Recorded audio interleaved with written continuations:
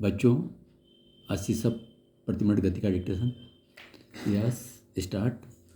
प्रधानमंत्री नरेंद्र मोदी ने स्वतंत्रता दिवस के अवसर पर लाल किले की प्राचीर से अपने संबोधन में स्वाभाविक रूप से अपनी सरकार की उपलब्धियां बताने के साथ ही विकसित भारत के स्वप्न को साकार करने के लिए भावी पथ का विस्तार से उल्लेख किया। चूँकि प्रधानमंत्री अपनी सरकार के दूसरे कार्यकाल में अंतिम बार स्वतंत्रता दिवस पर देश को संबोधित कर रहे थे, इसलिए उनके भाषण पर देश दुनिया की निगाहें कुछ अधिक ही लगी हुई थी। लाल किले से प्रधानमंत्री के संबोधन का अपना विशेष महत्व होता है, क्योंकि इससे सरकार की भावी दिशा दशा की झलक मिलती है। प्रधानमंत्री बनने के बाद से मोदी ने 2014 से अब तक इस अवसर पर जो भाषण दिए वे कई अहम घोषणाओं के लिए जाने जाते हैं। इस बार भी प्रधानमंत्री ने अपने संबोधन से देश की जनता को न केवल प्रेरित किया बल्कि यह भरोसा भी दिलाया कि भारत सही दिशा में आगे बढ़ रहा है। इसके अलावा पारंपरिक कौशल वालों के कल्याण के लिए उन्होंने विश्वकर्मा योजना प्रारंभ करने की घोषणा की। यह एक महत्वाकांक्षी योजना है। इसमें कोई संदेह नहीं कि पिछले लगभग 10 वर्षों में देश में कई क्षेत्रों में अभूतपूर्व प्रगति की है। इसका सबसे अधिक श्रेय चुनौतियों से निपटने की प्रधानमंत्री की दृढ़ इच्छा शक्ति को जाता है। यह उनके सक्षम नेतृत्व का ही परिणाम है कि देश कोविड महामारी जैसी वैश्विक चुनौतियों से निपट सका।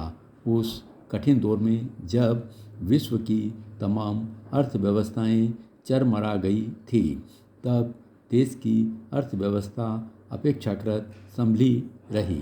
आज भारतीय अर्थव्यवस्था में जो तेजी दिख रही है वह प्रधानमंत्री की दूरदर्शी नीतियों का ही प्रतिफल है।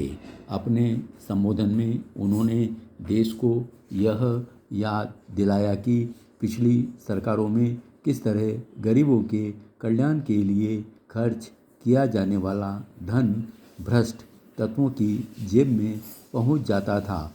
आज अगर यह स्थिति बदली है तो इसकी सबसे बड़ी वजह सरकारी योजनाओं के क्रियान्वयन में किए गए संस्थागत सुधार हैं। यह उल्लेखनीय है कि मोदी सरकार लगभग 27 लाख करोड़ रुपए अनेक योजनाओं के पात्र लाभार्थियों के खाते में सीधे भेजने में सफल रही है। घरेलू मोर्चे पर अनेक सफलताएं अर्जित करने के साथ प्रधानमंत्री ने भारत का अंतर्राष्ट्रीय मान सम्मान बढ़ाने का भी काम किया है। प्रधानमंत्री ने इसका उल्लेख करते हुए वे कारण भी गिनाए जिनकी वजह से दुनिया भारत की ओर आशा भरी नज़रों से देख रहे हैं। इनमें से एक भारत की युवा शक्ति है। विश्व में 30 वर्ष से कम आयु की सबसे अधिक आबादी भारत में ही है। इस युवा शक्ति को यह अवसर मिला है कि वह अपनी ऊर्जा और संकल्प से देश को वह समृद्धि प्रदान करे जो कभी भारत की पहचान हुआ करती थी। यह अनायास नहीं कि प्रधानमंत्री ने एक बार फिर भ्रष्टाचार को वह दिमक बताया जो देश की संभावनाओं को खोखला कर रहा है।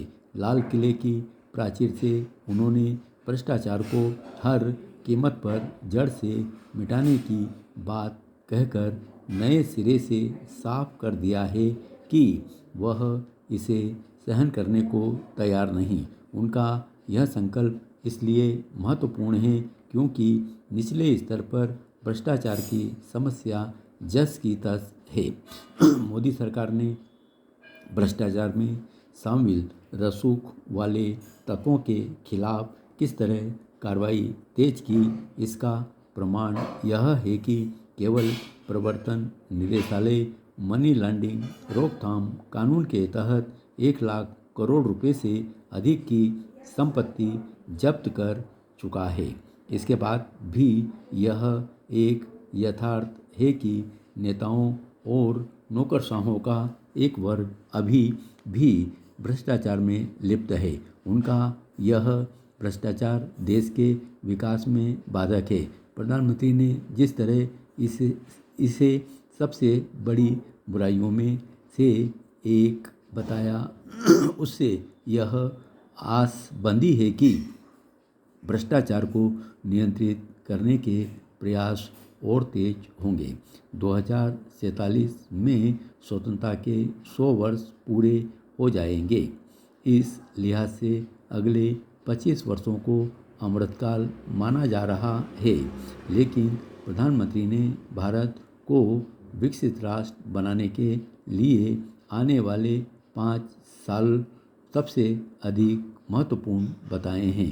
उनका मानना है कि सशक्त सक्षम भारत बनाने के लिए आगामी 5 वर्ष में जो कार्य किए जाएंगे वे अगले 1000 साल का समृद्ध भारत बनाने का आधार तैयार करेंगे। देश की अर्थव्यवस्था जिस गति से आगे बढ़ रही है उसे देखते हुए इसमें संदेह नहीं कि 2047 तक भारत आर्थिक दृष्टि से दुनिया के अग्रणी राष्ट्रों में होगा। लेकिन विकसित देश की कसौटी का केवल यही पैमाना नहीं होता।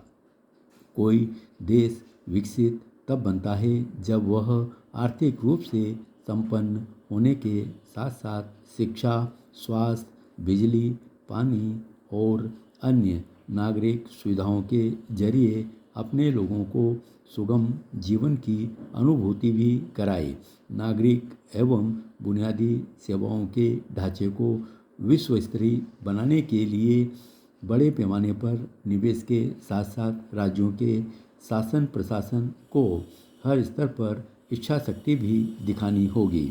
इस इच्छा शक्ति का फिलहाल अभाव ही दिखता है। इसी कारण हमारे बड़े शहर भी अपेक्षित नागरिक सुविधाओं से लैस नहीं। स्पष्ट है कि सरकारी कामकाज में गुणवत्ता के मानकों को पूरा करने के लिए व्यापक प्रशासनिक सुधारों और दिशा में तेजी से आगे बढ़ना होगा। प्रधानमंत्री इन सुधारों पर जोर देने के साथ ही नागरिकों से भी यह आग्रह कर रहे हैं कि उन्हें अपने अधिकारों के साथ कर्तव्यों के प्रति सजग सचेत होना होगा। देश की व्यवस्थाओं में जो खामियां हैं उनके लिए कहीं न कहीं आम नागरिकों का रवैया भी जिम्मेदार है। आम नागरिकों में नियम कानूनों की अनदेखी की जो प्रवृत्ति नज़र आती है उसके पीछे अपनी जिम्मेदारी न समझने का भाव ही है। अक्सर यह भाव अनुशासनहीनता के रूप में नज़र आता है। आम लोगों को समझना होगा कि देश को सबल बनाने के लिए उन्हें अपने नागरिक दायित्वों के प्रति वैसा ही समर्पण दिखाना होगा जैसा प्रधानमंत्री दिखा रहे हैं। प्रधानमंत्री ने अपने संबोधन में परिवारवाद से लड़ने का जो संकल्प जताया वह समय की मांग है। परिवारवाद सामाजिक न्याय के साथ साथ देश की प्रगति में भी बाधक बना हुआ है। यह लोकतंत्र के मूल सिद्धांत के विरुद्ध है। लोकतंत्र जनता द्वारा और जनता के लिए सिद्धांत पर चलता है, जबकि परिवार आधारित राजनीतिक दलों के लिए परिवार ही सब कुछ होता है। अगर लोकतंत्र को और मजबूत बनाना है और विकास की रफ्तार तेज करनी है तो भ्रष्टाचार और परिवारवाद को पूरी तरह समाप्त करना होगा। प्रधानमंत्री ने अपनी सरकार के भावी एजेंडे को रेखांकित कर दिया है। अब देश को भी उनके इस एजेंडे को पूरा करने के लिए उनके साथ कदम मिलाकर चलना होगा। धन्यवाद।